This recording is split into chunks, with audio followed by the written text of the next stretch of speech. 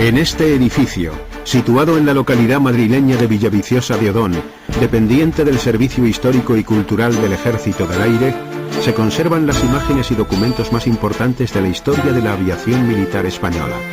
Al verlos, tenemos el privilegio de encontrarnos con trozos de vida desaparecidos, con los hombres y con las máquinas que han forjado a nuestra actual Fuerza Aérea.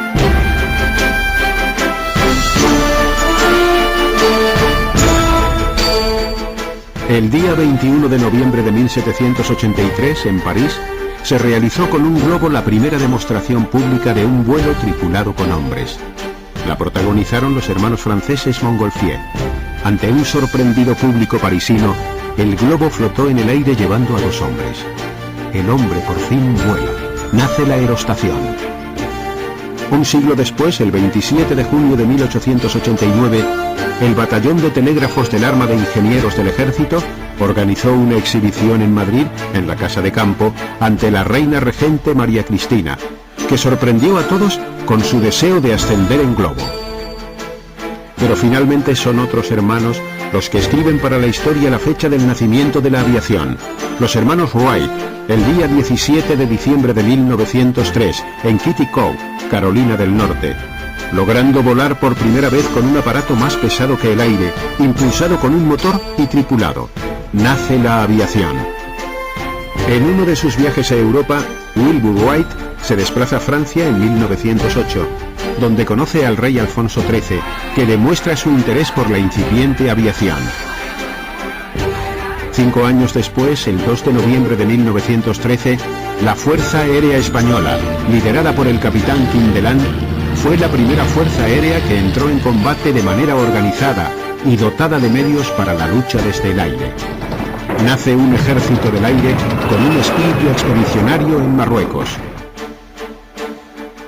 El afán por salvar la vida del piloto en caso de accidente aéreo lleva al capitán Méndez Parada a organizar en 1927 el primer curso de lanzamientos paracaidistas. El 7 de marzo de 1930 fallece tras protagonizar una gran gesta de heroísmo, al morir por salvar la vida del soldado que le acompañaba en un avión de Havilland. Años más tarde, en su homenaje, la Escuela Militar de Paracaidismo adoptaría su nombre.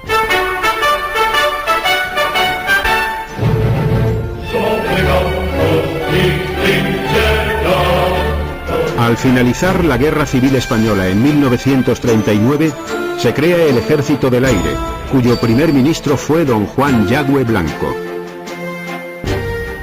En 1945 se funda el principal centro de formación de la aviación militar, la Academia General a orillas del Mar Menor, en San Javier, Murcia.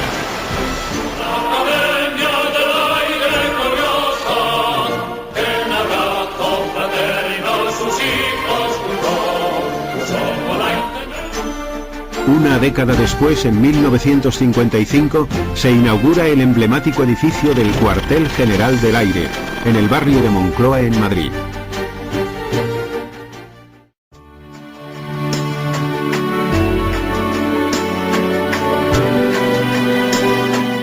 Mediados los años 20 y 30, se desarrollan los grandes vuelos de la aviación española. En ellos, pilotos y aparatos afrontan todo tipo de desafíos. El 22 de enero de 1926, a bordo del Dornier Wal Plus Ultra, el comandante Ramón Franco, el capitán Julio Ruiz de Alda, el teniente Durá González y el cabo Pablo Rada como mecánico realizaban la travesía a Palos de la Frontera Buenos Aires, lo que supuso la primera travesía del Atlántico Sur. Realizaron escala en Las Palmas, Porto Praya, Isla de Fernando de Noronha, Pernambuco, Río de Janeiro, Montevideo y Buenos Aires. El 10 de febrero finalizaron viaje en Buenos Aires, siendo recibidos como grandes héroes. El gobierno español, como muestra de hermandad con la nación argentina, entregó el hidroavión, conservándose hoy en el Museo del Transporte de Luján. Mirando al cielo rumbo a la ciudad del Plata. El 5 de abril de 1926, la conocida como Patrulla Elcano, compuesta por 3 aviones Breguet 19, despega desde Madrid rumbo a Manila, Filipinas. Las tripulaciones estaban formadas por los capitanes Martínez Esteve, González Gallarza y Loriga Taboada, con los mecánicos Calvo, Arozamena y Pérez Sánchez. Finalmente solo llega a Manila tras más de 100 horas de vuelo, 17.000 kilómetros recorridos y 18 jornadas transcurridas, el avión pilotado por González Gallarza. El 24 de marzo de 1929 partía de Sevilla el Casa Breguet 19 bidón Jesús del Gran Poder, a bordo del que viajaban los capitanes Ignacio Jiménez y Francisco Iglesias. Viaje sin escalas entre Sevilla y Bahía, Brasil. Un vuelo de 6.540 kilómetros, en el que invirtieron un tiempo de 44 horas.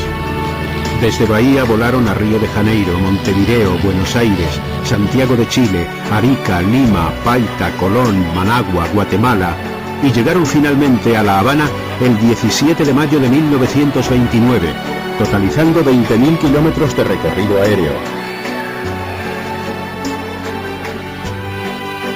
El 10 de junio de 1933, en un Casa Breguet 19, Cuatro Vientos, despegaron desde Sevilla el capitán Mariano Barberán y el teniente Joaquín Collar, preparados para atravesar el Océano Atlántico por su parte más ancha, rumbo a La Habana. Llegaron a Cuba con apenas 17 litros de combustible, por lo que tuvieron que aterrizar en Camagüey. Tras las muestras de afecto recibidas en La Habana por su hazaña, emprendieron la segunda parte de la travesía, que consistía en llegar a México. Las condiciones climatológicas no eran buenas, y a primeras horas del día 20 se les perdió la pista. A pesar del gran esfuerzo por encontrarlos, lo que sucedió nunca se llegó a descubrir.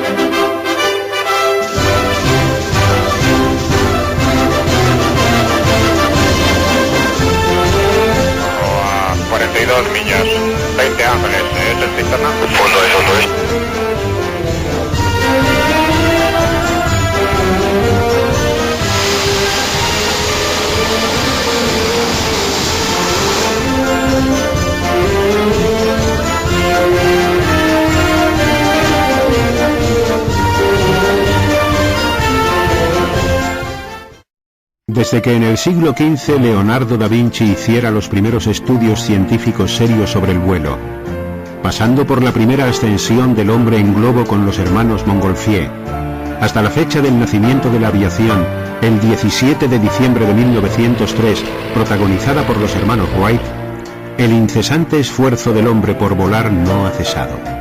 La lista de los hombres decisivos sería interminable, pero sería injusto olvidarse de la mujer. En 1931, la primera española se hace con un título de piloto. Era Maripepa Colomé. Durante la Guerra Civil, Pilar Losada fue la primera mujer que manejó un avión de combate. Lo hizo encuadrada en el ejército del general Franco. Y no fue hasta 1992 cuando el Ejército del Aire contó con la primera mujer piloto. Encima, debajo, delante o detrás de cada aeronave hay un corazón humano que la hace latir. Las máquinas solo son trozos de metal. Solo evolucionan en la medida en que la preparación, los avances científicos, el esfuerzo, el valor, la tenacidad y el empeño de los hombres por volar mejor, más rápido y más seguro, avanzan. Ellos no son solo nombres, ni siquiera historia viva, pero han logrado hacer que el Ejército del Aire tenga en su memoria recuerdos imborrables, recuerdos que forman parte de la historia del hombre.